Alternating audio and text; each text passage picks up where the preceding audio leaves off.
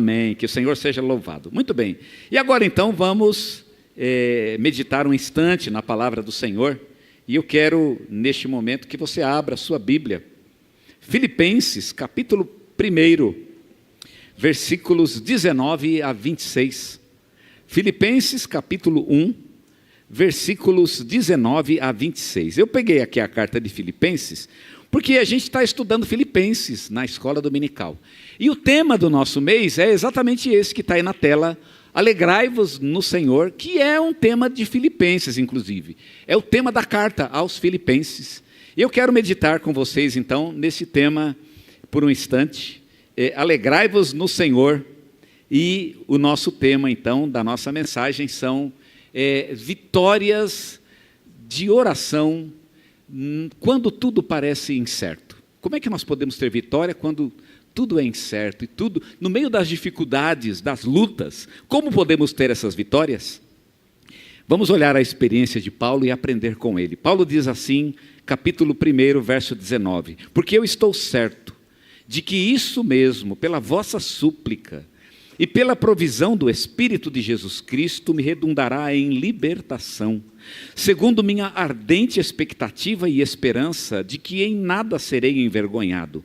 Antes, com toda ousadia, como sempre, também agora, Cristo será engrandecido no meu corpo, quer pela vida, quer pela morte. Porquanto, para mim, o viver é Cristo e o morrer é lucro. Entretanto, se o viver na carne traz fruto para o meu trabalho, já não sei o que hei de escolher. Ora, de um e de outro lado estou constrangido, e tendo o desejo de partir e estar com Cristo, o que é incomparavelmente melhor. Mas por vossa causa é mais necessário permanecer na carne, e convencido disso, estou certo que ficarei, e permanecerei com todos vós para vosso progresso e gozo na fé, a fim de que aumente, quanto a mim, o motivo de vos gloriardes em Cristo Jesus, pela minha presença de novo convosco. Amém? Eu quero pensar um pouco com vocês hoje, nesse texto paulino, e naquilo que Paulo tem para nos falar, e o Espírito Santo há de nos falar através do seu apóstolo. O tema da carta aos Filipenses é alegrai-vos no Senhor. De fato, não é só um chavão, né? Mas é de fato o tema mesmo da carta aos Filipenses. E é interessante que Paulo use esse tema, porque não era uma época particularmente onde Paulo estivesse muito feliz. Pelo contrário, Paulo estava numa época muito difícil da vida dele. Paulo estava preso quando escreveu essa carta, embora ele não estivesse numa prisão, né, no sentido de prisão mesmo, né, entre grades, mas ele estava preso em sua própria casa, e ele não podia sair de casa. E Paulo então estava passando por muitas dificuldades. A prisão de Paulo, ela levou a igreja a ter muitos problemas, principalmente a igreja de Roma. E Paulo se tornou meio que o pivô de uma discussão naquela época, que deixou Paulo muito triste. Uma discussão entre judeus cristãos e cristãos gentios. E Paulo, então, muito entristecido por essa discussão, de que ele se tornasse, né, o pivô dessa questão, e Paulo ficou preocupado com as igrejas que ele não podia visitar, campos onde ele queria pregar o evangelho e não podia pregar o evangelho nesses campos, e além disso, Paulo preso, e ainda havia um outro peso em Paulo, que era o fato de que ele estava preso e seria julgado. E o final desse julgamento poderia ser a morte, ele poderia ser sentenciado à morte.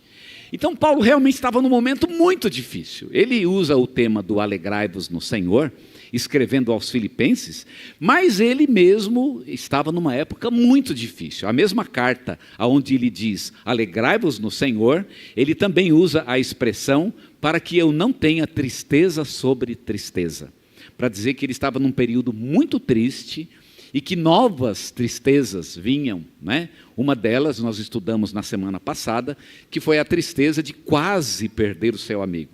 Epafrodito ficou doente, para piorar este momento, né? Onde Paulo estava muito angustiado, o seu amigo ficou doente, nós falamos sobre esse texto na semana passada, e Paulo então disse, se ele morresse, eu que já estou triste, teria ainda mais tristeza, e Deus me poupou, porque eu não sei se o meu coração aguenta tanto. Portanto, um período muito difícil. E Paulo, ele é um exemplo daquilo, um modelo daquilo que pode acontecer em nossas vidas. Nós passamos por momentos difíceis, momentos de dificuldade, de angústia, onde podemos ficar, às vezes, muito tristes, muito angustiados.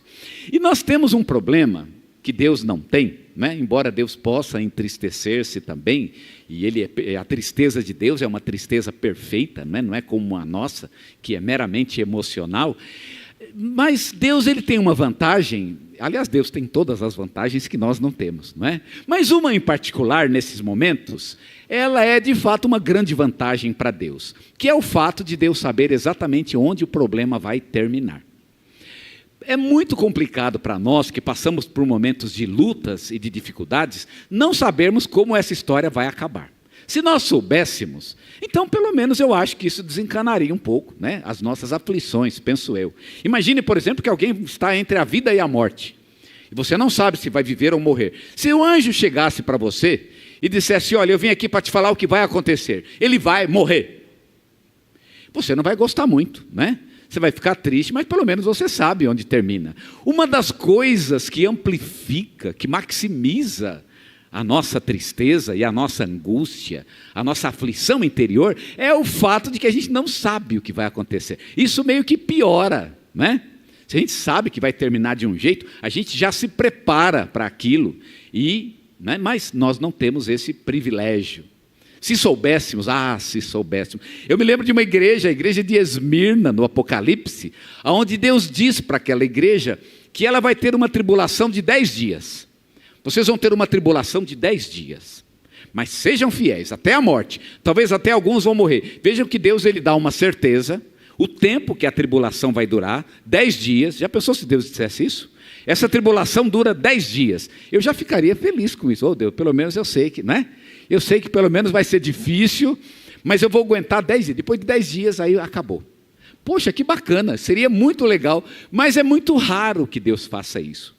É mais comum, e na maioria das vezes, nem 99% das vezes, a gente não tem a menor ideia do que vai acontecer. E isso realmente é um grande problema para nós. Deus não tem esse problema, e por isso a aflição de Deus, né, a angústia no coração de Deus, ela é uma angústia perfeita e que tem todo o controle da situação. Nós não temos o controle porque simplesmente não sabemos o que há de acontecer. Quando Paulo escreve esse texto, essa carta particularmente, e particularmente o texto que acabamos de ler, Paulo está exatamente neste momento. Ele não sabe o que vai acontecer, ele está preso, ele está com grande dificuldade, grande aflição. O fim da história dele pode ser dali a 2 anos. A gente sabe que Paulo ficou pelo menos 2 anos preso. E a gente não sabe como é que essa história vai acabar. Paulo não sabe. Bem, nós sabemos, né? Porque já temos a história acabada. Mas Paulo não sabia. E ele escreve para os filipenses dizendo exatamente isso. Gente, eu não sei como vai acabar. Pode ser que daqui a 2 anos eu morra. Pode ser que eu seja considerado inocente e fique livre, e que eu veja vocês novamente. E ele escreve exatamente falando dessas dúvidas. O que vai acontecer? Nós hoje vimos aqui, tivemos um exemplo de pessoas que passaram por dificuldades. E fala a verdade, vocês que passaram essas dificuldades. E os outros irmãos, eu tenho certeza que muitos de vocês poderiam testemunhar essas dificuldades e essas lutas. Fala a verdade se o fato de não saber como a história vai acabar, se isso não piorou muito a situação. Nós não sabemos como vai terminar. Bem, o que eu queria dizer para vocês hoje, e essa há de ser a minha mensagem para vocês, se vocês não lembrarem do que eu falei nessa noite, lembrem-se de uma coisa.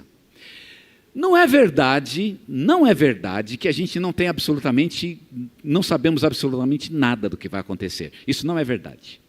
Nós sabemos algumas coisas vão acontecer. E quando Paulo escreve, ele não sabe o que vai acontecer. Paulo era meio profeta, e ele poderia até ter uma visão espiritual das coisas. Mas neste caso particularmente, ele realmente não sabe o que vai acontecer. Mas mesmo assim, Paulo diz, olha, não é que eu não sei nada. Tem alguma coisa que eu sei que vai acontecer. E eu queria nessa noite mostrar para vocês que vocês não estão totalmente cegos quanto ao futuro. Há algumas coisas que você sabe que vai acontecer. Que você realmente pode bater o pé e falar grosso. Não, isso realmente vai acontecer. E eu quero nessa noite então trazer para vocês algumas dessas coisas. Não importa a luta, a dificuldade, não importa o momento que você esteja vivendo, você não está totalmente cego. E eu quero mostrar então neste texto algumas coisas que Paulo, embora na incerteza, embora na ignorância dos acontecimentos futuros, mas algumas coisas ele tem certeza do que há de acontecer. E eu quero que você tome isso para você. Independente do seu problema e da sua luta, tem algumas coisas que você pode tomar como certo. Isso vai acontecer. E o que Paulo então nos diz que certamente há de acontecer? Quer dizer que Paulo não está totalmente indeciso, não é verdade? Não é uma indecisão completa, não é uma ignorância completa. Tem algumas coisas que, independente da situação, hão de acontecer.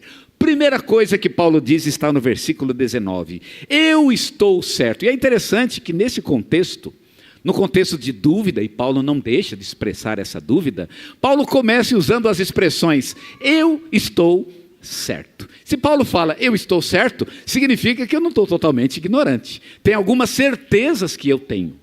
Primeira certeza de Paulo, eu estou certo de que isso mesmo, pela vossa súplica e pela provisão do Espírito de Cristo, me redundará em libertação. Primeira coisa que Paulo diz, eu estou certo de que Deus vai ouvir a minha oração. Deus está ouvindo. É bom a gente saber que tem alguém ouvindo. Deus está ouvindo a tua oração. Porque a gente pode cair na tentação de pensar que Deus não está ouvindo a oração. É por isso que a aflição não passa. É por isso que o problema não vai embora. Porque Deus não está ouvindo. Se Ele estivesse ouvindo, Ele tomaria alguma decisão. Ele faria alguma coisa. O fato de saber que Deus está ouvindo já é um grande incentivo. Pode ser que Ele não esteja fazendo nada porque não quer, porque não sei.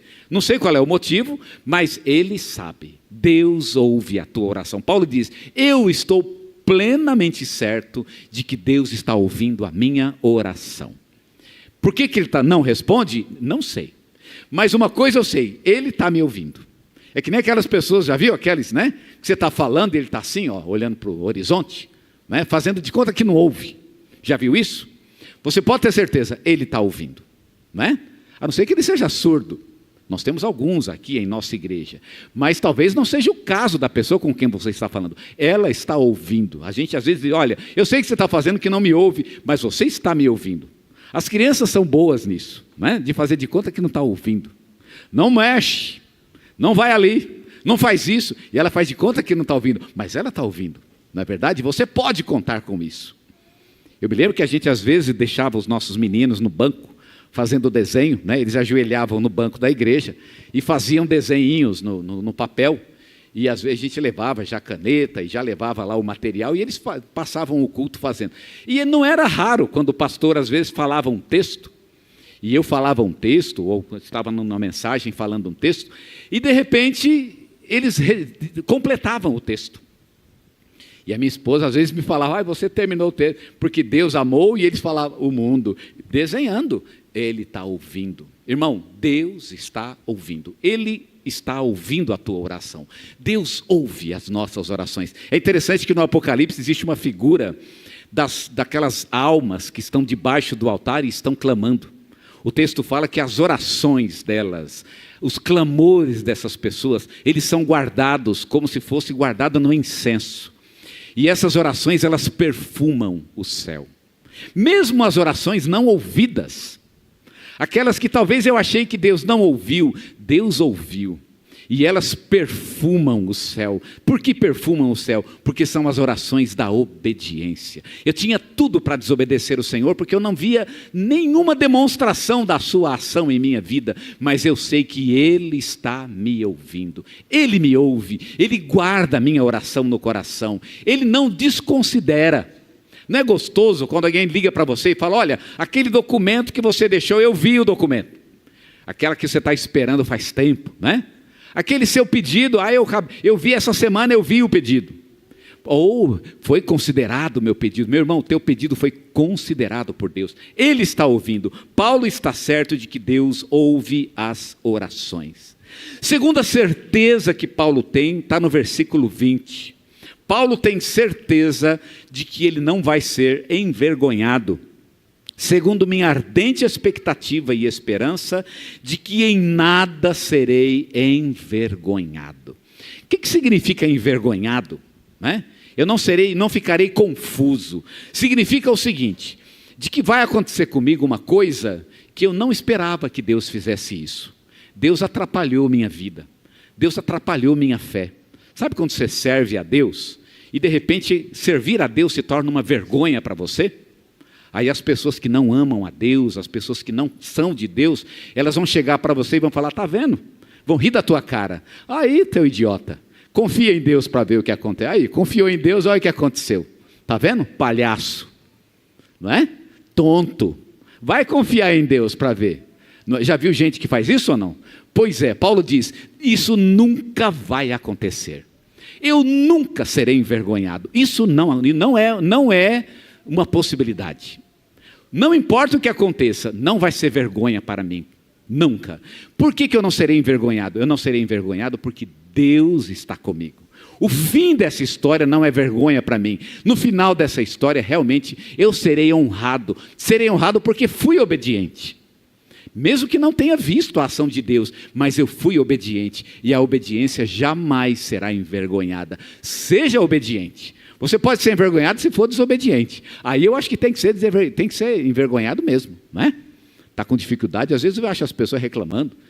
Mas eu, a vida inteira, só desobedeci a Deus, e aí está na situação difícil. Mas tem que estar na situação difícil mesmo, não é verdade?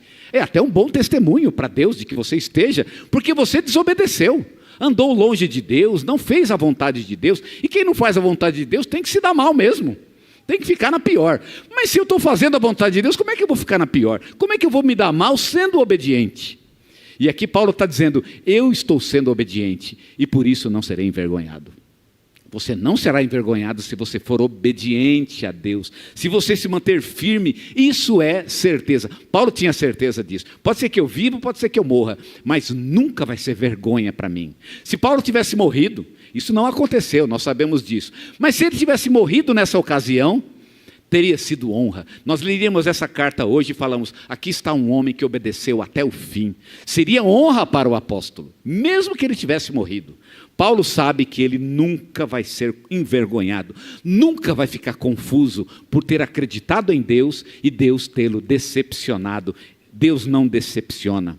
A esperança, Paulo diz isso num dos textos de sua carta, a esperança não decepciona, porque o amor de Deus está derramado em nossos corações. Em terceiro lugar, também no versículo 20, Paulo diz que ele pode esperar.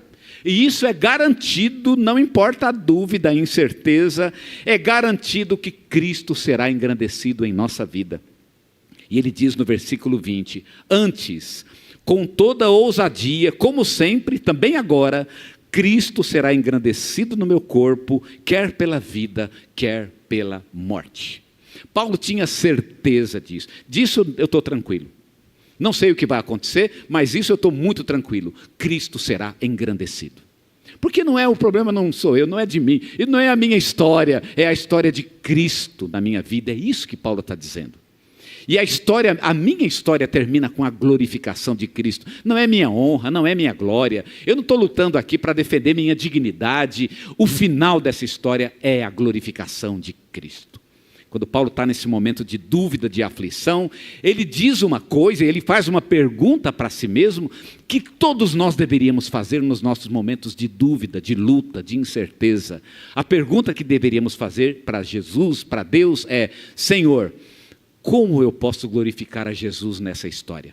Como é que eu posso terminar essa história glorificando a Cristo? Porque a gente sempre tem para Deus a fórmula, não é? Senhor, está doente, eu quero que termine com a saúde. Está na dívida, eu quero que termine pagando lá, né?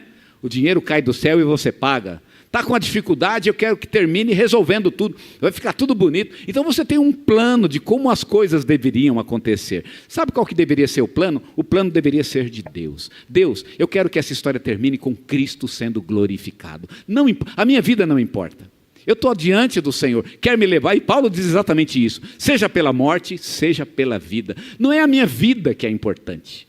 Importante é que Cristo seja glorificado. E aqui Paulo vai dizer exatamente isso.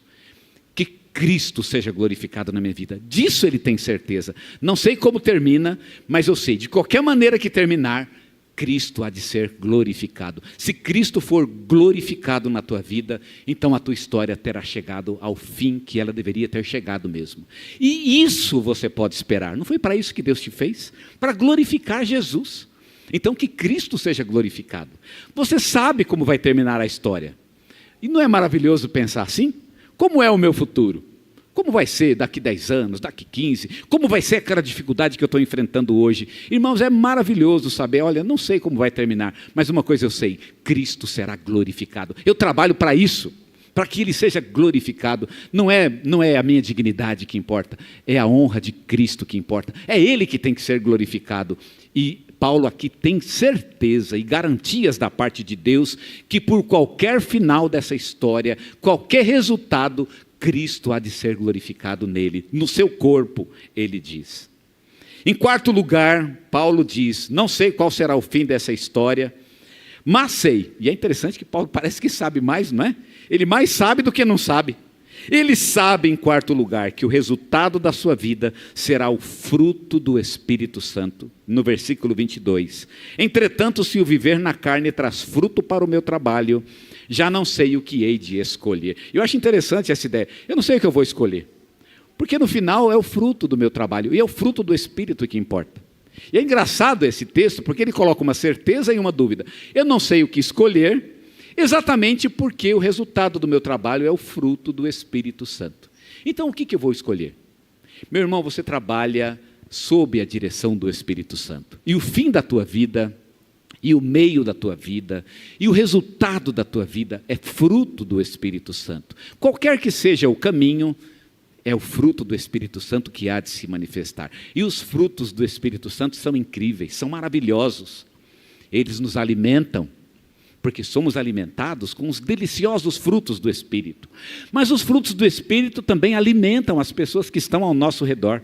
Aquelas que pegam esses frutos e elas então ingerem espiritualmente esses frutos e são alimentados por Ele através daquilo que Deus tem feito em nossas vidas. Paulo diz, eu não sei como é que a minha história vai terminar, mas eu sei que no final eu vou produzir esse fruto. E ele vai ser bênção, bênção na minha vida, bênção na vida das pessoas que estão ao meu redor. Este é o fim da minha história. É assim que vai acabar. No final eu vou ter algo para colher. Eu vou colher de fato algo disso. Algo que vai ser bom, que me alimentará. Não é algo que vai destruir minha vida, que vai acabar comigo, que vai me colocar no pó e na cinza, não é? Para que as pessoas riam de mim. Não, no final aquelas pessoas que ririam de mim, porque confiei em Deus até o fim, elas vão apanhar esses frutos e elas vão ser abençoados por eles.